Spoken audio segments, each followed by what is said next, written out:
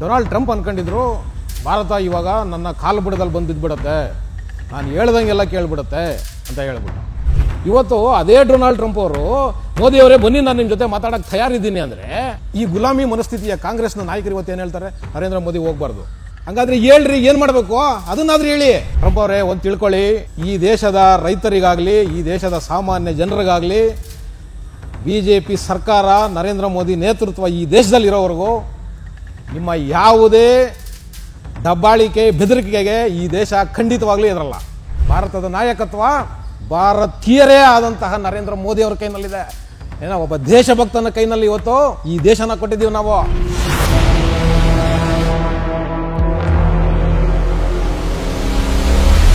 TV ವಿಕ್ರಮದ ಪ್ರೀತಿಯ ನೋಡುಗರಿಗೆ ಟ್ಯಾಕ್ಸಿವಾಲಾ ಕಾರ್ಯಕ್ರಮಕ್ಕೆ ಸ್ವಾಗತ. ನಾನು ನಿಮ್ಮ ನರಸಿಂಹಮೂರ್ತಿ. ವೀಕ್ಷಕರೇ, ನಮಗೆಲ್ಲ ಗೊತ್ತಿರೋ ಹಾಗೆ ಅಮೇರಿಕಾದ ಅಧ್ಯಕ್ಷರು ಡೊನಾಲ್ಡ್ ಟ್ರಂಪ್ ಅವರು ಭಾರತದ ವಸ್ತುಗಳ ಮೇಲೆ 50% ಟ್ಯಾಕ್ಸನ್ನು ಹಾಕೋದ್ರ ಮುಖಾಂತರ ಭಾರತವನ್ನು ಬೆದರಿಸುವ ಮತ್ತು ಭಾರತದ ಆರ್ಥಿಕತೆಯನ್ನು ಬುಡಮೇಲು ಮಾಡುವ ಒಂದು ಹುನ್ನಾರವನ್ನು ಮಾಡಿದರು. ಡೊನಾಲ್ಡ್ ಟ್ರಂಪ್ ಅಂದ್ಕೊಂಡಿದ್ರು ಭಾರತ ಇವಾಗ ನನ್ನ ಕಾಲು ಬುಡದಲ್ಲಿ ಬಂದು ಬಿದ್ದುಬಿಡುತ್ತೆ, ನಾನು ಹೇಳ್ದಂಗೆಲ್ಲ ಕೇಳಿಬಿಡುತ್ತೆ ಅಂತ ಹೇಳ್ಬಿಟ್ಟು. ಮಿಸ್ಟರ್ ಡೊನಾಲ್ಡ್ ಟ್ರಂಪ್ ಅವರೇ ಕೇಳಿಸ್ಕೊಳ್ಳಿ, ಹೇಳ್ತಾ ಇದ್ದೀನಿ, ಭಾರತ ಇವತ್ತು ಗುಲಾಮಿ ಮನಸ್ಥಿತಿಯಿಂದ ಇರತಕ್ಕಂತಹ ನಾಯಕರ ಕೈನಲ್ಲಿ ಭಾರತ ಇಲ್ಲ. ಇವತ್ತು ಭಾರತನ ಆಳ್ತಾ ಇರೋದು, ಭಾರತದ ನಾಯಕತ್ವ ಇರೋದು ಕೇವಲ ರಾಷ್ಟ್ರಭಕ್ತರೇ ಸೇರ್ಕೊಂಡು ಒಂದು ಪಕ್ಷವನ್ನು ಕಟ್ಟಿ ಅದಕ್ಕೆ ಭಾರತೀಯ ಜನತಾ ಪಕ್ಷ ಅಂತ ಹೆಸರನ್ನು ಇಟ್ಟು ಭಾರತ ದೇಶದ ರಕ್ಷಣೆಯ ಸಂಕಲ್ಪ ಮತ್ತು ಹಿಂದೂ ಧರ್ಮದ ರಕ್ಷಣೆಯ ಸಂಕಲ್ಪವನ್ನು ಮಾಡಿ ಹುಟ್ಟಿರುವಂಥ ಒಂದು ಪಕ್ಷದ ನೇತೃತ್ವ ಇವತ್ತು ಈ ದೇಶಕ್ಕೆ ಇದೆ. ಮಿಸ್ಟರ್ ಡೊನಾಲ್ಡ್ ಟ್ರಂಪ್ ಅವರೇ, ನೀವು ಅಂದ್ಕೊಂಡಿರೋ ಯಾವುದೋ ಭಾರತ ಈಗಿಲ್ಲ. ನಿಮ್ಮ ಗುಲಾಮಿ ಮನಸ್ಥಿತಿನ ಇಟ್ಕೊಂಡು ಈ ದೇಶನ ಹಿಂದೆ ಹಾಳಿದ್ರಲ್ಲ ಅಂಥ ನಾಯಕತ್ವ ಇವತ್ತು ಭಾರತದಲ್ಲಿ ಇಲ್ಲ.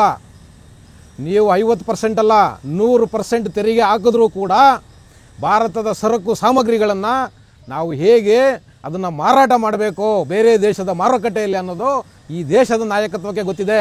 ಏನಕ್ಕೆ ಅಂದರೆ ಇವತ್ತು ಈ ದೇಶನ ಆಳ್ತಿರೋದು ಒಬ್ಬ ಹಿಂದೂ ಪ್ರಧಾನಮಂತ್ರಿ, ಒಬ್ಬ ದೇಶಭಕ್ತ ಪ್ರಧಾನಮಂತ್ರಿ. ನಮಗಿವತ್ತು ಹೆಮ್ಮೆ ಆಗುತ್ತೆ ನಮ್ಮ ಪ್ರಧಾನಮಂತ್ರಿಗಳನ್ನು ಇವತ್ತು ನಾವು ಈ ಮಟ್ಟದಲ್ಲಿ ಇವತ್ತು ನಾವು ಶ್ಲಾಘನೆ ಮಾಡೋದಕ್ಕೆ ನಮಗೆ ಹೆಮ್ಮೆ ಆಗುತ್ತೆ. ಏನಕ್ಕೆ ಅಂದರೆ ನೀವೇನಿವತ್ತು ಪ್ರಪಂಚಕ್ಕೆ ನಾನು ದೊಡ್ಡಣ್ಣ, ನನ್ನ ಬಿಟ್ಟರೆ ಯಾರೂ ಇಲ್ಲ ಅಂತ ನೀವು ಇವತ್ತು ಕಂಡವನ್ನೆಲ್ಲ ಹೆದರ್ಸಕ್ಕೆ ಹೋಗ್ತಿದ್ದೀರಲ್ಲ, ಆ ಪಟ್ಟಿಯಲ್ಲಿ ಭಾರತ ಇಲ್ಲ. ಹೌದು, ಆ ಪಟ್ಟಿನಲ್ಲಿ ಭಾರತ ಇಲ್ಲ. ಇವತ್ತು ನಿಮ್ಮ ಯಾವ ದೊಡ್ಡ ಬೆದರಿಕೆಗಳಿಗೂ ಭಾರತ ಎದುರ್ಕೊಳ್ಳುವಂಥ ಸ್ಥಿತಿಲಿಲ್ಲ. ಭಾರತದ ನಾಯಕತ್ವ ಅಂಥವ್ರ ಕೈನಲ್ಲಿಲ್ಲ. ಇವತ್ತು ಭಾರತದ ನಾಯಕತ್ವ ಭಾರತೀಯರೇ ಆದಂತಹ ನರೇಂದ್ರ ಮೋದಿ ಅವ್ರ ಕೈನಲ್ಲಿದೆ. ಏನೋ ಒಬ್ಬ ದೇಶಭಕ್ತನ ಕೈನಲ್ಲಿ ಇವತ್ತು ಈ ದೇಶನ ಕೊಟ್ಟಿದ್ದೀವಿ ನಾವು. ನಿಮ್ಮ ಯಾವ ಬೆದರಿಕೆಗೂ ಎದುರ್ಕೊಳ್ಳೋ ಸ್ಥಿತಿಲಿಲ್ಲ. ಇವತ್ತು ಈ ದೇಶ ಏನಿಲ್ಲ ರೀ ಈ ದೇಶದಲ್ಲಿ. ಡೊನಾಲ್ಡ್ ಟ್ರಂಪ್ ಅವರೇ, ಏನಿಲ್ಲ ರೀ ಈ ದೇಶದಲ್ಲಿ, ಒಂದೇ ಒಂದಿರಲಿಲ್ಲ ಈ ದೇಶದಲ್ಲಿ 65 ವರ್ಷದಿಂದ. ಏನಪ್ಪ ಅಂದರೆ ರಾಜಕೀಯ ನಾಯಕತ್ವ ಈ ದೇಶಕ್ಕೆ ಸರಿಯಾದ ರೀತಿಯಲ್ಲಿ ಇರಲಿಲ್ಲ. ಆದರೆ ಇವತ್ತು ಈ ದೇಶಕ್ಕೆ ಒಂದು ಸರಿಯಾದ ನಾಯಕತ್ವ ಸಿಕ್ಕಿದೆ. ಹೌದ್ರಿ, ಇವತ್ತು ನಿಮ್ಮ ಯಾವ ತಂತ್ರಗಳು ಕುತಂತ್ರಗಳು ನಡೆಯಲ್ಲ. ಈ ದೇಶಕ್ಕೆ ಯಾವುದೋ ಕಾಲದಲ್ಲಿ ಚಾಣಕ್ಯನ ಅರ್ಥಶಾಸ್ತ್ರ ಇದೆ ಕಣ್ರಿ. ಹೌದು, ಚಾಣಕ್ಯನ ಅರ್ಥಶಾಸ್ತ್ರ ಇದೆ. ಶ್ರೀಕೃಷ್ಣ ಪರಮಾತ್ಮನ ಯುದ್ಧ ಕೌಶಲ್ಯಗಳಿದೆ ರೀ ಈ ದೇಶದಲ್ಲಿ. ಹೌದು, ಶಿವಾಜಿ ಮಹಾರಾಜರ ವೀರತ್ವ ಇದೆ ಈ ದೇಶದಲ್ಲಿ. ಆ ಪರಂಪರೆಯಿಂದ ಬಂದಿರೋ ದೇಶ.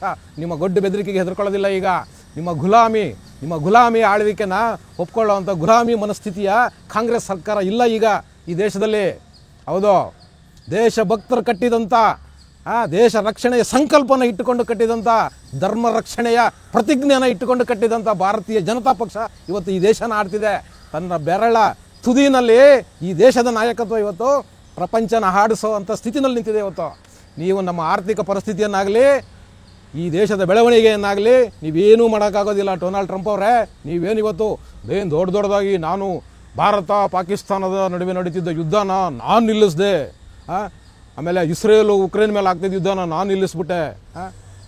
ಮೊದಲು ನಿಮ್ಮಲ್ಲಿ ಆಗ್ತಿದ್ದಾವಲ್ಲ ಶೂಟೌಟ್ಗಳು, ನಿಮ್ಮ ಅಮೇರಿಕಾದಲ್ಲಿ ನಿಮ್ಮ ಆಂತರಿಕವಾಗಿ ನೀವ್ಯಾವತ್ತು ಯುದ್ಧ ವಿರಾಮ ಘೋಷಣೆ ಮಾಡ್ತೀರಾ ಹೇಳಿ, ಅದನ್ನೇ ಹೇಳಿ ಮೊದಲು ಜಗತ್ತಿನ ಮುಂದೆ. ನಾನು ಅಲ್ಲಿ ನಿಲ್ಲಿಸಿದೆ, ಇಲ್ಲಿ ನಿಲ್ಲಿಸಿದೆ, ನಾನು ದೊಡ್ಡ ಶಾಂತಿ ದೂತ, ನನಗೆ ನೊಬೆಲ್ ಶಾಂತಿ ಪ್ರಶಸ್ತಿ ಬೇಕು. ಮೊದಲು ನಿಮ್ಮಲ್ಲಿ ಆಗ್ತಿದ್ದಾವಲ್ಲ ಮಾನವ ಹತ್ಯೆಗಳು, ಅವನ್ನ ನಿಲ್ಲಿಸಿ ಮೊದಲು, ಆಮೇಲೆ ನೀವು ಜಗತ್ತಿಗೆ ಪಾಠ ಮಾಡಿರಂತೆ, ಏನೋ ಭಾರತಕ್ಕೆ ಪಾಠ ಮಾಡಿರಂತೆ. ನೀವಿವತ್ತು ನರೇಂದ್ರ ಮೋದಿಯವರು ಬಂದರೆ ನಾನು ಮಾತಾಡೋಕ್ಕೆ ರೆಡಿಯಾಗಿದ್ದೀನಿ, ಕಾತರದಿಂದ ಕಾಯ್ತಾ ಇದ್ದೀರಾ. ಟ್ರಂಪ್ ಅವರೇ, ನಿಮ್ಮ ಹೀನಾಯ ಪರಿಸ್ಥಿತಿಗೆ ಇವತ್ತು ಗೊತ್ತಿಲ್ಲ ನಿಮ್ಗೆ ಏನು ಅನ್ನಿಸ್ತಿದೆಯೋ, ನಮಗಂತೂ ನಗು ಬರ್ತಿದೆ.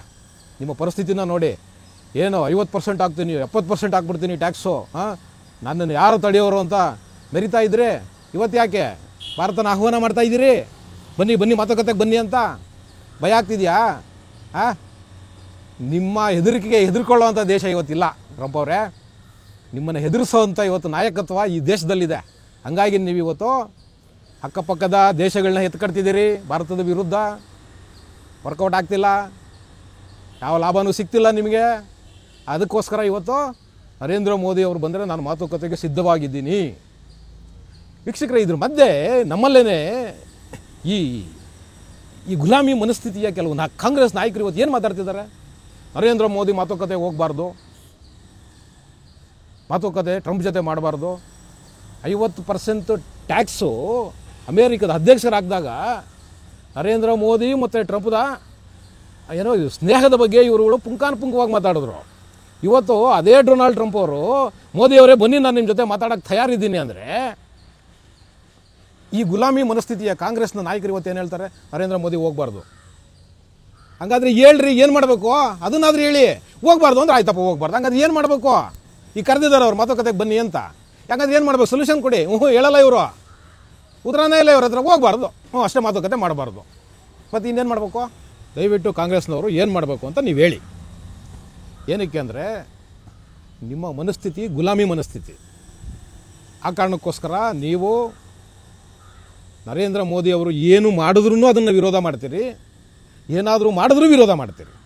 ಅದಕ್ಕೋಸ್ಕರ ನೀವೀಗ ಹೇಳ್ತಿದ್ದೀರಲ್ಲ ಮಾತುಕತೆ ಮಾಡಬೇಡಿ, ಮಾತುಕತೆಗೆ ಹೋಗಬೇಡಿ ಅಂತ. ಹಂಗಾದರೆ ಏನು ಮಾಡಬೇಕು ಹೇಳಿ. ವೀಕ್ಷಕರೇ ನೋಡಿ, ಇವತ್ತು ಅಮೇರಿಕಾದ ದೊಡ್ಡಣ್ಣ ಅನ್ನಿಸ್ಕೊಳ್ಳೋ ಟ್ರಂಪ್ ಇವತ್ತು ಏನಕ್ಕೆ ಈ ಮಟ್ಟಕ್ಕೆ ತಣ್ಣಗಾಗಿದ್ದಾರೆ ಅಂದರೆ, ನೋಡಿ ನರೇಂದ್ರ ಮೋದಿ ಅವರು, ಟ್ರಂಪ್ ಅವರು 50% ಟ್ಯಾಕ್ಸ್ ಹಾಕಿದಾಗ ನರೇಂದ್ರ ಮೋದಿ ಅವರು ಎಲ್ಲೂ ಮಾತಾಡಲಿಲ್ಲ. ಹೌದು, ಅವರು ಅದ್ರ ಬಗ್ಗೆ ಏನೂ ಪ್ರತಿಕ್ರಿಯೆನೇ ಕೊಡಲಿಲ್ಲ ಅವರು. ಆದರೆ ನರೇಂದ್ರ ಮೋದಿ ಅವರಿಗೆ ಒಂದು ಕನ್ಸರ್ನ್ ಇದೆ. ಏನಕ್ಕೆ ಅಂದರೆ ನರೇಂದ್ರ ಮೋದಿ ಒಬ್ಬ ಅಪ್ಪಟ ದೇಶಭಕ್ತ. ಈ ದೇಶಕ್ಕೋಸ್ಕರ, ಈ ತಾಯ್ನಾಡಿಗೋಸ್ಕರ, ಈ ದೇಶ ರಕ್ಷಣೆಗೋಸ್ಕರ, ಈ ಧರ್ಮ ರಕ್ಷಣೆಗೋಸ್ಕರ ತನ್ನ ಇಡೀ ಜೀವಮಾನವನ್ನು ದೇಶಕ್ಕೋಸ್ಕರ ಅರ್ಪಣೆ ಮಾಡಿರ್ತಕ್ಕಂತಹ ಒಬ್ಬ ತ್ಯಾಗಮಯಿ ನರೇಂದ್ರ ಮೋದಿಯವರು. ಅವ್ರಿಗೆ ಏನಪ್ಪ ಕನ್ಸರ್ನ್ ಅಂದರೆ 50% ಟ್ಯಾಕ್ಸ್ ಅಮೇರಿಕ ಹಾಕಿದ್ರೆ ಖಂಡಿತವಾಗ್ಲೂ ನಮ್ಮ ಯಾವುದೇ ಸರಕು ಅಲ್ಲಿ ಮಾರಾಟ ಆಗೋದು ಕಷ್ಟ ಆಗುತ್ತೆ ಅನ್ನೋದು ನರೇಂದ್ರ ಮೋದಿಯವರಿಗೆ ತುಂಬ ಚೆನ್ನಾಗಿ ಗೊತ್ತಿತ್ತು. ಹಾಗಿದ್ದರೆ ಮತ್ತು ನಾವು ಮಾರುಕಟ್ಟೆನ ಬೇರೆ ವಿಸ್ತಾರ ಮಾಡಬೇಕಲ್ಲ. ಆ ಕಾರಣಕ್ಕೋಸ್ಕರ ನೋಡಿ, ಕೇವಲ ಈ ದೇಶದ ಆರ್ಥಿಕತೆಯ ದೃಷ್ಟಿಯಿಂದ ತಮ್ಮ ಶತ್ರುಗಳ ಜೊತೆಯಲ್ಲೂ ಕೂಡ ಮಾತುಕತೆಗೆ ನರೇಂದ್ರ ಮೋದಿ ಅವರು ಸಿದ್ಧವಾದರು. ಹೌದು, ಚೈನಾ ಜೊತೆ ಹೋಗಿ ಮಾತುಕತೆ ಮಾಡಿದ್ರು, ಚೈನಾಗೆ ಹೋಗಿ ಚೈನಾದ ಅಧ್ಯಕ್ಷರ ಜೊತೆ ಮಾತುಕತೆ ಮಾಡಿದ್ರು, ರಷ್ಯಾ ಜೊತೆ ಮಾತುಕತೆ ಮಾಡಿದ್ರು. ಈ ಎಲ್ಲ ಮಾತುಕತೆ ಮಾಡೋದರ ಮುಖಾಂತರ ಏನಾಯಿತು? ಯುರೋಪಿಯನ್ ಯೂನಿಯನ್ಗೆ ಗಡಗಡ ಶುರುವಾಗೋಯಿತು. ಇವರು ನಮ್ಮ ಟ್ಯಾಕ್ಸನ್ನು ಧಿಕ್ಕಾರ ಮಾಡಿನೂ ಕೂಡ ಇವರ ವ್ಯಾಪಾರ ಮಾರುಕಟ್ಟೆಯನ್ನು ವಿಸ್ತಾರ ಮಾಡೋಕೆ ಕೊಟ್ಟಿದ್ದಾರೆ ಅಂತ ಡೊನಾಲ್ಡ್ ಟ್ರಂಪ್ ಗೊತ್ತಾಗೋಯ್ತು. ಇವರು ನಮ್ಮನ್ನು ಕೇರ್ ಮಾಡ್ತಿಲ್ಲ ಅಂತ ಗೊತ್ತಾಗೋಯ್ತು. ಆ ಕಾರಣಕ್ಕೋಸ್ಕರ ನೋಡಿ ಇವತ್ತು ಮಾತುಕತೆ ಕರೀತಿರೋದು. ಹೌದು, ಟ್ರಂಪ್ ಅವರೇ, ಒಂದು ತಿಳ್ಕೊಳ್ಳಿ, ಈ ದೇಶದ ರೈತರಿಗಾಗಲಿ, ಈ ದೇಶದ ಸಾಮಾನ್ಯ ಜನರಿಗಾಗಲಿ BJP ಸರ್ಕಾರ, ನರೇಂದ್ರ ಮೋದಿ ನೇತೃತ್ವ ಈ ದೇಶದಲ್ಲಿರೋವರೆಗೂ ನಿಮ್ಮ ಯಾವುದೇ ದಬ್ಬಾಳಿಕೆ, ಬೆದರಿಕೆಗೆ ಈ ದೇಶ ಖಂಡಿತವಾಗಲೂ ಎದುರಲ್ಲ. ನಮ್ಮಲ್ಲಿ ಉತ್ಪಾದನೆ ಆಗುವಂತಹ ಆಹಾರ ಪದಾರ್ಥಗಳಾಗಲಿ ಅಥವಾ ಮಿಷಿನರಿಗಳಾಗಲಿ, ಟೆಕ್ನಾಲಜಿ ಆಗಲಿ, ನಾವು ನಿಮ್ಮನ್ನು ಮೀರಿನೂ ಕೂಡ ಎಲ್ಲಿ ಅದನ್ನು ಮಾರಾಟ ಮಾಡಬೇಕು, ಅದಕ್ಕೆ ಎಲ್ಲಿ ಸೂಕ್ತವಾದ ಮಾರುಕಟ್ಟೆ ಬೇಕು ಅದನ್ನು ಕಂಡುಹಿಡ್ಕೊಳ್ಳೋದ್ರಲ್ಲಿ ಭಾರತ ಯಾವತ್ತೂ ಮುಂದಾಗಿರುತ್ತೆ. ಅದನ್ನು ಮಾಡೇ ಮಾಡುತ್ತೆ. ನಿಮ್ಮ ಯಾವ ಬೆದರಿಕೆಗಳಿಗೂ ಕೂಡ ಈ ದೇಶದ ಪ್ರಧಾನಮಂತ್ರಿಗಳು ತುಟಿ ಕೂಡ ಬಿಚ್ಚೋದಿಲ್ಲ, ನಿಮ್ಗೆ ಉತ್ತರನೂ ಕೊಡೋದಿಲ್ಲ. ಈಗಾಗಲೇ ನಿಮಗೆ ಅದರ ಅರಿವಾಗಿದೆ. ಆ ಕಾರಣಕ್ಕೋಸ್ಕರ ಇವತ್ತು ಮಾತುಕತೆ ಕರೀತಾ ಇದ್ದೀರಿ. ಟ್ರಂಪ್ ಅವರೇ, ನಿಮ್ಮ ದಬ್ಬಾಳಿಕೆ, ದೌರ್ಜನ್ಯ ಏನಿದ್ರೂ ನಮ್ಮ ಪಕ್ಕದಲ್ಲೇ ಇದೆ. ಪಾಪಿ ದೇಶ ಪಾಕಿಸ್ತಾನ, ಮಾಡ್ಕೊಳ್ಳಿ. ವಿಶಾಲವಾಗಿದೆ, ಮರುಭೂಮಿಗಳು, ಮಾಡ್ಕೊಳ್ಳಿ. ನೀವೇನು ಬೇಕಾದರೂ ಮಾಡ್ಕೊಳ್ಳಿ ಅಲ್ಲಿ. ಯಾಕೆಂದರೆ ಅವ್ರಿಗೆ ತಿನ್ನೋಕ್ಕೂ ಊಟ ಇಲ್ಲ, ನೀವೇನು ಹೇಳಿದ್ರು ಕೇಳ್ತಾರೆ, ಅವ್ರು ಮಾಡ್ಕೊಳ್ಳಿ. ಆದರೆ ಭಾರತದ ಮೇಲೆ ನಿಮ್ಮ ಹಳೇ ಚಾಳಿನ ಮುಂದುವರಿಸಬೇಡಿ. ಯಾಕೆಂದರೆ ಹಳೆ ನಾಯಕತ್ವ ಇಲ್ಲ ಇಲ್ಲಿ. ಗುಲಾಮಿ ಮನಸ್ಥಿತಿ ಇರತಕ್ಕಂತಹ ಪಕ್ಷ ಆಗಲಿ ಅಂಥ ಒಬ್ಬ ಪ್ರಧಾನಮಂತ್ರಿಗಳಾಗಲಿ ಇವತ್ತು ಭಾರತದಲ್ಲಿ ಇಲ್ಲ. ಆ ಕಾರಣಕ್ಕೋಸ್ಕರ ಹೇಳ್ತಾ ಇದ್ದೀನಿ, ಭಾರತಕ್ಕೆ ಇವತ್ತು ಗಟ್ಟಿಯಾದ ನಾಯಕತ್ವ ಇದೆ. ಒಬ್ಬ ದೇಶಭಕ್ತರಿದ್ದಾರೆ ಇವತ್ತು ಪ್ರಧಾನಮಂತ್ರಿಗಳಾಗಿ. ಈ ದೇಶ ಸಂಕಷ್ಟಕ್ಕೆ ಬರ್ತಿದೆ, ಈ ದೇಶದ ಆರ್ಥಿಕ ಪರಿಸ್ಥಿತಿ ಕೆಡ್ತಾ ಇದೆ ಅಂದರೆ ಖಂಡಿತವಾಗ್ಲೂ ಈ ದೇಶದ ನಾಯಕತ್ವ ಇವತ್ತು ಸಹಿಸ್ಕೊಳ್ಳೋದಿಲ್ಲ. ಭಾರತ ಯಾವತ್ತೂ ಕೂಡ ಅಮೇರಿಕಾದ ವಿರುದ್ಧ ಇದೆ ಅಂತ ಅಂದ್ಕೊಳ್ಳೇಬೇಡಿ. ಟ್ರಂಪ್ ಅವರೇ, ನಿಮ್ಮ ವೈಯಕ್ತಿಕ ಹಿತಾಸಕ್ತಿಗಳನ್ನ ಕಾಪಾಡೋದಕ್ಕೋಸ್ಕರ, ನಿಮ್ಮ ವ್ಯಾಪಾರ ವಹಿವಾಟುಗಳನ್ನು ಭಾರತದಲ್ಲಿ ವಿಸ್ತಾರ ಮಾಡೋದಕ್ಕೋಸ್ಕರ ನೀವು ಪ್ರಯತ್ನ ಪಟ್ಟಾಗ ಅದಕ್ಕೆ ಅವಕಾಶ ಇಲ್ಲದೇ ಇರೋವಾಗ ನೀವು ನಮಗೆ ತೊಂದರೆ ಕೊಡೋಕ್ಕೆ ಬಂದಿದ್ದೀರಿ. 50% ಟ್ಯಾಕ್ಸ್ ಹಾಕ್ತೀವಿ ಅಂತ, ಅಷ್ಟೇ ನಿಮ್ಮ ಉದ್ದೇಶ. ಯಾವತ್ತೂ ಭಾರತ ಮತ್ತು ಭಾರತದ ನಾಯಕತ್ವ ಅಮೇರಿಕಾನ ದ್ವೇಷ ಮಾಡೋದಿಲ್ಲ, ಅಮೇರಿಕ ಜೊತೆ ಶತ್ರುತ್ವ ಇಟ್ಕೊಳ್ಳೋದಿಲ್ಲ. ಆದರೆ ನೀವು ಏನೀಗ ಹೇಳ್ತಿದ್ರಲ್ಲ, ನಾನು ನರೇಂದ್ರ ಮೋದಿ ಆಪ್ತರು ಸ್ನೇಹಿತರು ಅಂತ, ನಿಮ್ಮ ಸ್ನೇಹಕ್ಕೆ ವಿರೋಧ ಅಷ್ಟೇ, ಅಮೇರಿಕಕ್ಕೆ ವಿರೋಧ ಇಲ್ಲ. ಅಮೇರಿಕಾನೂ ಕೂಡ ಯಾವತ್ತೂ ಭಾರತನ ವಿರೋಧ ಮಾಡಲ್ಲ. ನಿಮ್ಮ ವೈಯಕ್ತಿಕ ಹೇಳಿಕೆಗಳಿಗೆ ಮಾತ್ರ ವಿರೋಧ ಭಾರತದ್ದು, ಅಷ್ಟೇ ತಿಳ್ಕೊಳ್ಳಿ. ನೀವು ಏನು ಕುತಂತ್ರಗಳನ್ನ ಮಾಡ್ತೀರಿ, ನಿಮ್ಮ ಕುತಂತ್ರಗಳಿಗೆ ಅದೇ ಕುತಂತ್ರಗಳಿಂದ ಉತ್ತರ ಕೊಡೋದಕ್ಕೆ ಇವತ್ತು ಭಾರತದ ನಾಯಕತ್ವ ಸಿದ್ಧವಾಗಿದೆ. ಅದರ ಅರಿವು ನಿಮಗಾಗಿದೆ. ನೀವು ಮೊದಲು ನಿಮ್ಮ ದೇಶದಲ್ಲಿ ಆಗ್ತಿರ್ತಕ್ಕಂತಹ ಆಂತರಿಕವಾಗಿ ಆಗ್ತಿರ್ತಕ್ಕಂತಹ ಗಲಭೆಗಳನ್ನ ಸರಿ ಮಾಡ್ಕೊಳ್ಳಿ. ನಿಮ್ಮ ಆಪ್ತ ಮಿತ್ರರು ನಿನ್ನೆ ಕೊಲೆಯಾಗಿದೆ, ಆ ರೀತಿ ಆಗದೇ ಇರೋ ಥರ ನೀವು ನೋಡ್ಕೊಳ್ಳಿ. ನೀವು ಭಾರತದ ಜೊತೆಯಲ್ಲಿ ಸೌಹಾರ್ದಯುತವಾಗಿ ವ್ಯಾಪಾರ ವಹಿವಾಟುಗಳನ್ನು ಮಾಡೋದಾದರೆ ಖಂಡಿತ ಈ ದೇಶ ಸಿದ್ಧವಾಗಿದೆ ನಿಮ್ಮ ಜೊತೆಯಲ್ಲಿ ವ್ಯವಹಾರ ಮಾಡೋಕ್ಕೆ. ಆದರೆ ನೀವು ಹುಚ್ಚುಚ್ಚಾಗಿ ಕಂಡ್ಕಂಡಂಗೆ ನಮ್ಮನ್ನು ಬೆದರಿಸೋದಕ್ಕೆ ಬಂದು ಇವತ್ತು ನೀವೇನು ಮಾಡ್ತಿದ್ದೀರಿ? ಯಾರು ರಷ್ಯಾ ಜೊತೆ ಇಂಧನ ಖರೀದಿ ಮಾಡ್ತಿದೆ ಯುರೋಪಿಯನ್ ಯೂನಿಯನ್ ರಾಷ್ಟ್ರಗಳು, ಇವತ್ತು ನೀವು ಭಾರತನ ಕರಿತಾ ಇದ್ದೀರಿ ಮಾತಾಡೋಣ ಬನ್ನಿ ಅಂತ. ಆದರೆ ನಿಮ್ಮ ಮಾತನ್ನು ಕೇಳೋ ಅಕ್ಕಪಕ್ಕದ ರಾಷ್ಟ್ರಗಳು ಯುರೋಪಿಯನ್ ಯೂನಿಯನ್ನಲ್ಲಿ ನೀವು ಅವ್ರಿಗೆ ಎತ್ಕಡ್ತಿದ್ದೀರಿ.